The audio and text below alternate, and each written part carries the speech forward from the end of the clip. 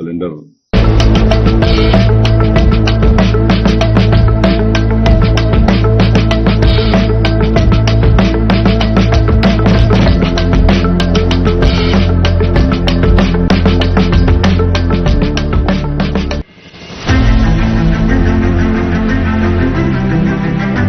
नए भारत का नया उत्तर प्रदेश पूरे देश में कनेक्टिविटी के क्षेत्र में रोल मॉडल बन गया है। विगत 9 वर्षों में रोड कनेक्टिविटी से लेकर एयर कनेक्टिविटी और मेट्रो से लेकर रेल कनेक्टिविटी में यूपी नंबर 1 है। प्रधानमंत्री श्री नरेंद्र मोदी के मार्गदर्शन और माननीय मुख्यमंत्री योगी आदित्यनाथ के सतत प्रयासों से उत्तर प्रदेश विगत 9 वर्षों में सर्वाधिक एक्सप्रेस वे वाला प्रदेश बन गया है। सर्वाधिक अंतर्राष्ट्रीय एवं घरेलू एयरपोर्ट्स के साथ उड्डयन प्रदेश बन गया है। सर्वाधिक शहरों में मेट्रो यहां दौड़ती है। रैपिड रेल पहली बार यूपी में ही चली है। पहला इनलैंड वाटरवे वाराणसी से हल्दिया को जोड़ता है। स्वर्णिम संभावनाओं के खुले द्वार, समृद्धि की डबल इंजन रफ्तार।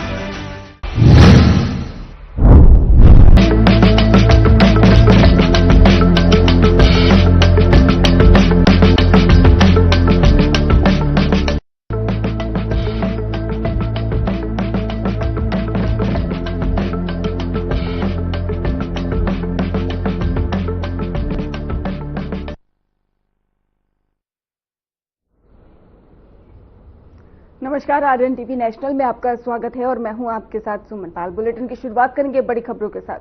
हरियाणा के राज्यपाल असीम कुमार घोष ने नई दिल्ली में प्रधानमंत्री नरेंद्र मोदी से शिष्टाचार भेंट की और इस मुलाकात को पूरी तरह से औपचारिक और सौहार्दपूर्ण बताया जा रहा है। मुलाकात के दौरान ही दोनों के बीच में हरियाणा से जुड़े कई प्रशासनिक विकासात्मक मुद्दों पर चर्चा होने की संभावना जताई गई।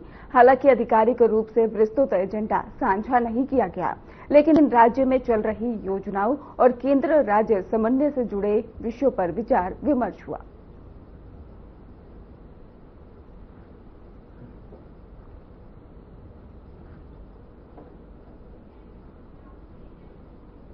केंद्रीय मंत्री जेपी नड्डा ने वाइब्रेंट गुजरात रीजनल कांग्रेस में यहां पर कॉन्फ्रेंस करते हुए संबोधित करते हुए आवश्यक है को समझना चाहिए।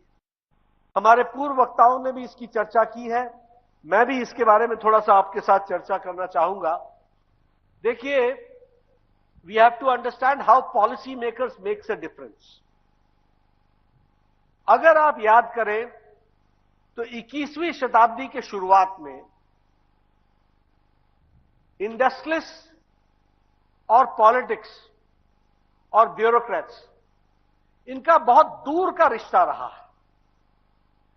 और आप देखेंगे तो हमेशा इंडस्ट्रियलिस्ट को लोगों ने इसी तरीके से देखा कि ये अगर हमारे पास आ रहे हैं तो कुछ लेने के लिए आ रहे हैं, पता नहीं उसमें क्या छुपा हुआ होगा। What is the hidden agenda? I should not say this, but this was the mentality, this was the thought process, ये हमारी सोच थी। और पॉलिटिशियंस के लिए और ब्यूरोक्रेट्स के लिए जनरली ये होता था कि हम इसमें से किस तरीके से, जैसे ये पता नहीं क्या कमा रहे हैं और इसको कैसे हम कितने इसमें हर्डल्स क्रिएट कर सकते हैं, ये एक थॉट प्रोसेस। एक तो कॉन्फिडेंस डेवलप हुआ है, एक एम्बिशन और एनर्जी जो इस क्षेत्र में चाहिए थी for the next phase of the growth, उसमें यह बहुत ही बड़ा योगदान अपना करने वाला है, ऐसा मेरा विश्वास है।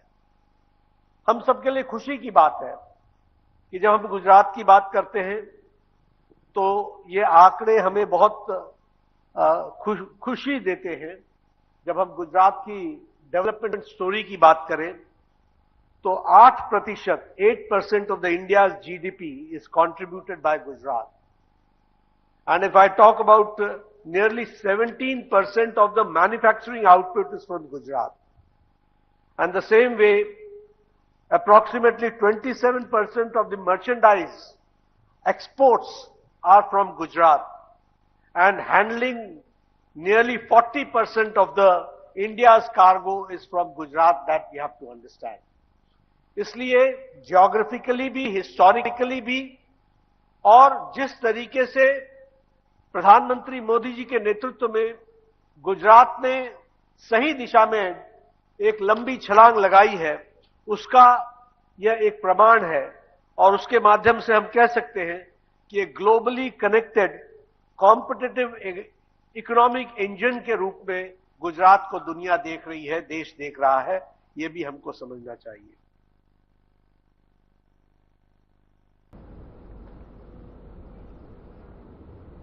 लोकसभा अध्यक्ष ओम बिरला ने महत्वपूर्ण संसदीय निर्णय के तहत में कांग्रेस सांसद केसी वेणुगोपाल को वर्ष 2026 और 27 के लिए लोक सेवा समिति पब्लिक अकाउंट कमिटेड पीएसी का अध्यक्ष नियुक्त किया। और इसके साथ ये समिति संसद की सबसे अहम वित्तीय निगरानी समितियों में से एक मानी जाती है, जो सरकार के खर्चों और वित्तीय लेखा जोखा की जांच करती है। आपको बता दें कि लोक लेखा समिति का काम सरकार के कई विभागों के खर्चों को ऑडिट रिपोर्ट की समीक्षा करना और यह सुनिश्चित करना होता है कि सार्वजनिक धन का उपयोग सही तरीके से हुआ है या नहीं।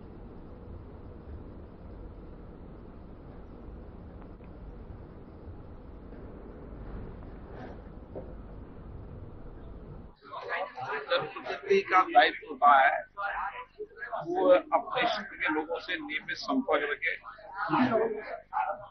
उनके साथ हर समय हर वक्त साथ खड़े रहें और मदद करें।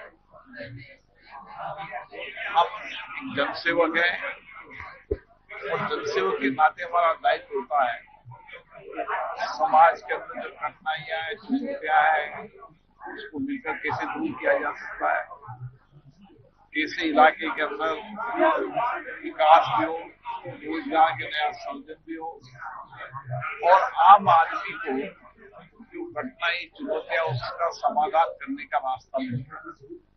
और लोकतंत्र में यही प्रक्रिया होती है, जितना जनता से आप संवाद करोगे उतने आपको तथ्यों से जानकारी मिलेगी, ताकि उसके आधार पर आप व्यापक कार्य करना। जनगणना को लेकर जनगणना के लिए मेरी अपील है कि देश में जनगणना हो रही है, सबको जनगणना में भागीदार होना चाहिए ताकि देश की वास्तविक जनसंख्या आ सके। इससे वास्तविक जनसंख्या आने से देश में आने वाले समय में गांव में, शहर में विकास का पूरा रोड मैप तैयार होगा।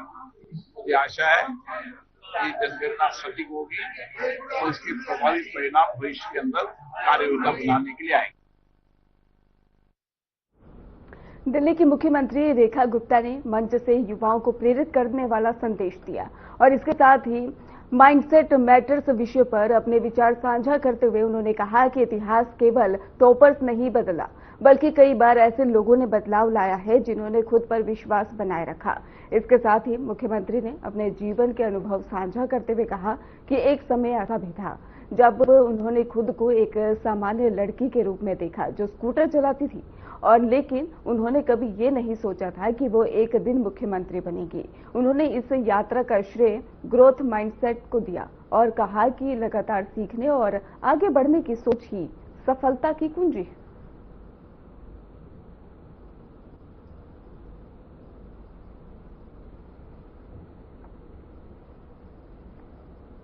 देहरादून में उत्तराखंड के मुख्यमंत्री पुष्कर सिंह धामी ने राज्य सचिवालय में एक महत्वपूर्ण समीक्षा बैठक की अध्यक्षता की। इस बैठक में यम की भोपाल में मध्य प्रदेश के मुख्यमंत्री मोहन यादव ने राज्य की निर्माण और विकास नीति उनके विभाग के द्वारा ये हमारे लिए सौभाग्य की बात है, ये प्रयोग हो रहा है कि ग्रीन बिल्डिंग कॉन्सेप्ट पर हमारे विभाग ने सभी प्रकार के निर्माण को लेकर के आगे बढ़ने का निर्णय किया है। ऐसे में देश भर के इस प्रकार के अलग अलग विद्वान अभियंताओं को जोड़ करके ये 2 दिवसीय सेमिनार का आयोजन किया जा रहा है, जिसके कारण से हमारा प्राचीन ज्ञान विज्ञान भी और आधुनिक संसाधन भी दोनों का मिश्रित रूप होकर के भविष्य में कितने अच्छे प्रकार से और काम कर सकते हैं। उल्लेखनीय कि यशस्वी प्रधानमंत्री श्रीमान नरेंद्र मोदी जी का भी ये आग्रह है कि हाँ, हमारे लिए आज ये इस बात की आवश्यकता है कि हम अपने पैसे का निर्माण का नई टेक्नोलॉजी का प्राचीन ज्ञान विज्ञान के साथ जोड़ करके जितने अच्छे प्रकार से प्राकृतिक इन व्यवस्थाओं को लेके चले, उससे अच्छा कोई विषय नहीं हो सकता है। मैं अपनी ओर से बधाई देना चाहूँगा। भारत सरकार ने सेल्फ ब्रॉडकास्ट की शुरुआत की है जिसमें नागरिकों को आपदा की तत्काल सूचना मिल सकेगी अलर्ट के माध्यम से। आज हमने बैठे बैठे ये महसूस किया है और ये माननीय प्रधानमंत्री जी का दूरंदेशी एक अच्छा निर्णय भी है हमारे लिए। आज आपने देखा हो बीते समय कोविड के काल में भी पूरे देश को अलर्ट करते हुए उन्होंने भविष्य की चुनौतियों से निपटने के लिए आपदा प्रबंधन को लेकर आह्वान किया था। आज के इस वैश्विक माहौल में भी हमारा देश जब चारों तरफ से आगे बढ़ रहा है, स्वाभाविक रूप से हर छोटी से छोटी बात के लिए भी, क्योंकि दुनिया का सबसे बड़ा आबादी के मामले में देश हुआ है, ऐसे में इस प्रकार के नए प्रकार का आदत डालना ये बहुत अच्छा रहेगा।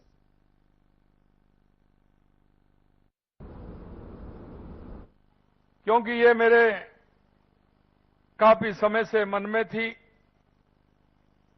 क्योंकि जब राजस्थान हम कर रहे थे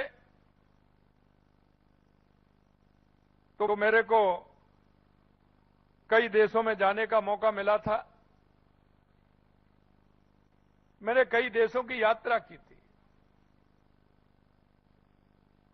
उसमें जो हमारे उद्योगपति थे, निवेशक थे, उनको आमंत्रित करने के लिए मैं कोरिया भी गया, जापान भी गया, कई देशों में मेरे को जाने का अवसर मिला। लेकिन वहां मेरे से डिमांड होती थी कि हमें युवा चाहिए, और उनकी डिमांड ये होती थी कि हमें आपके युवा दीजिए, स्किल वाले युवा दीजिए, शिक्षा वाले भी दीजिए, नर्सिंग वाले भी दीजिए। तो मेरे मन में एक बात रहती थी, क्योंकि जब मैं जापान के अंदर गया तो उन्होंने मेरे से कहा कि हमें हर साल कम से कम 5,000 हमें नर्स चाहिए।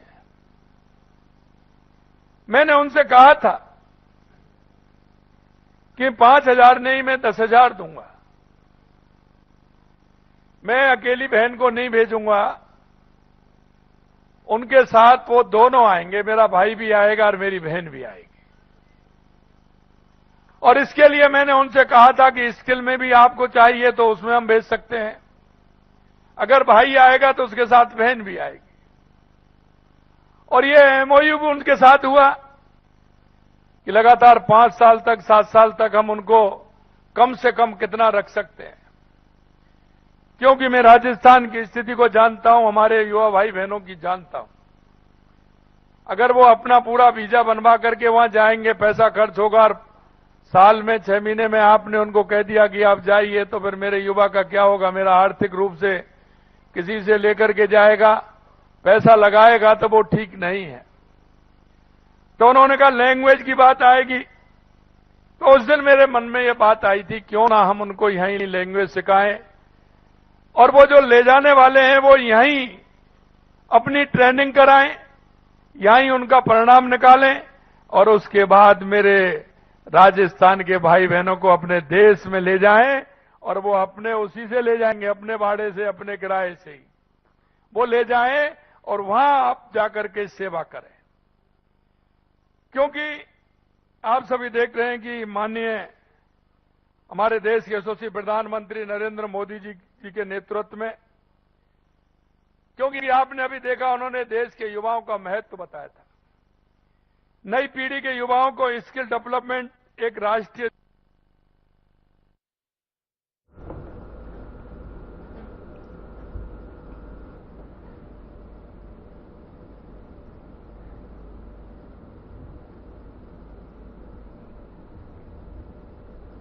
गुजरात के सूरत में पहचान बना चुके हैं।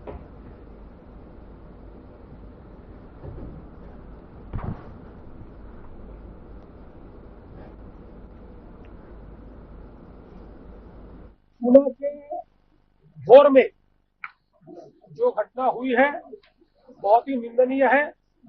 3-3.5 साल की मासूम बच्ची के साथ 65 साल के व्यक्ति ने कुकर्म भी किया, और उस छोटी सी बच्ची को मौत के घाट भी उतारा गया है।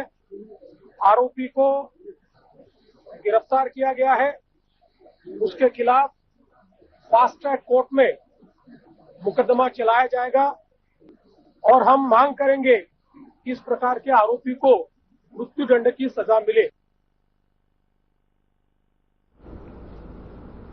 पश्चिम बंगाल चुनाव 2026 के बीच साउथ 24 परगना जिले के फाल्टा इलाके में तनाव का माहौल देखने को मिला। मतदान से जुड़े माहौल के बीच में स्थानीय लोगों और सुरक्षा कर्मियों के बीच में तीखी बहस हो गई, जिससे कि इलाके में कुछ समय के लिए स्थिति तनावपूर्ण बन गई।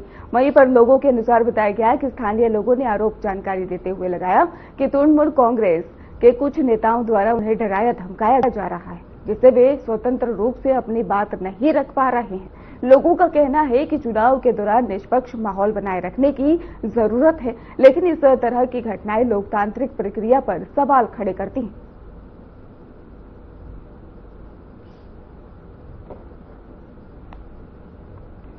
जबलपुर में हुए दर्दनाक क्रूज बोट हादसे ने कई परिवारों को गहरे सदमे में डाल दिया है और इस हादसे में जान गंवाने वाली पीड़ित मनीरा, उनके 4 साल के मासूम बेटे और उनकी मां के पार्थिव शरीर को दिल्ली में मौजूद उनके घर लाया गया, जहां पर माहौल बेहद ही गमगीन नजर आया है।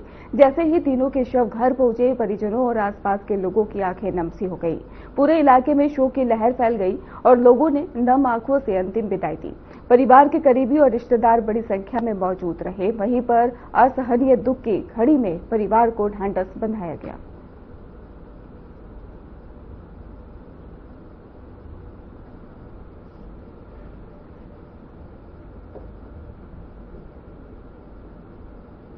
दिल्ली में बीजेपी सांसद सुधांशु त्रिवेदी ने तृणमूल कांग्रेस पर तीखा हमला बोला है।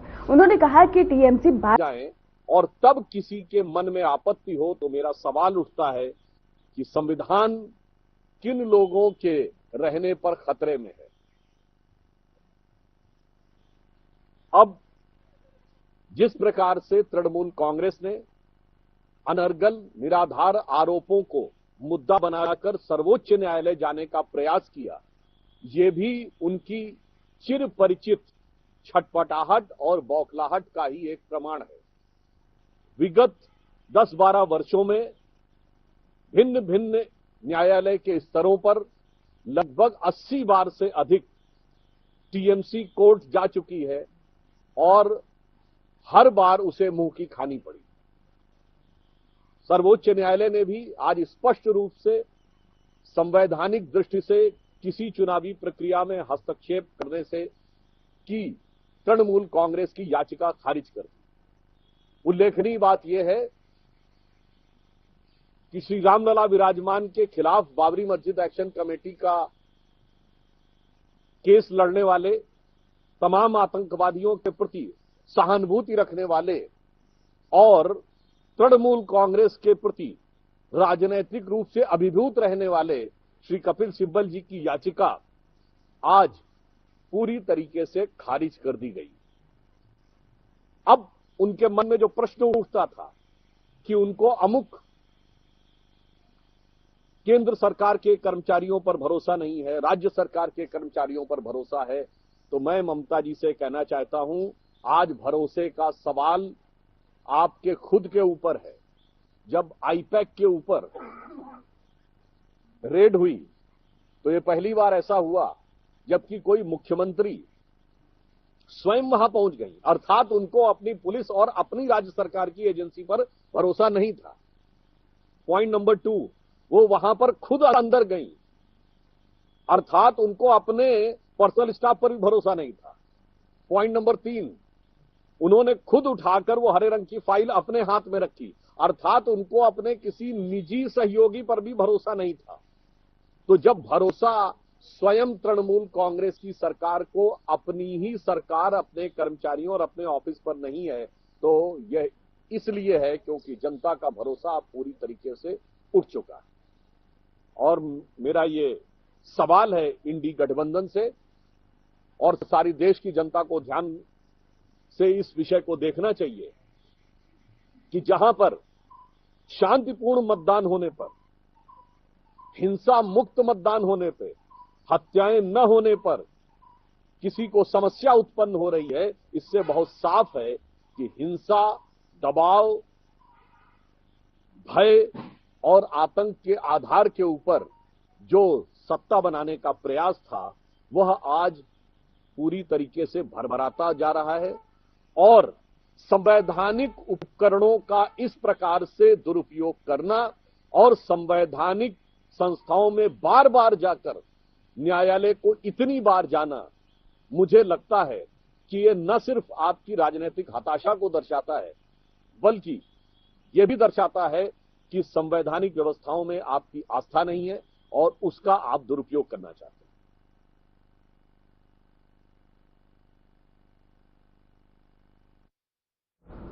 फिलहाल खास बुलेटिन में बस इतना ही। आप देखते रहिए RN टीवी नेशनल।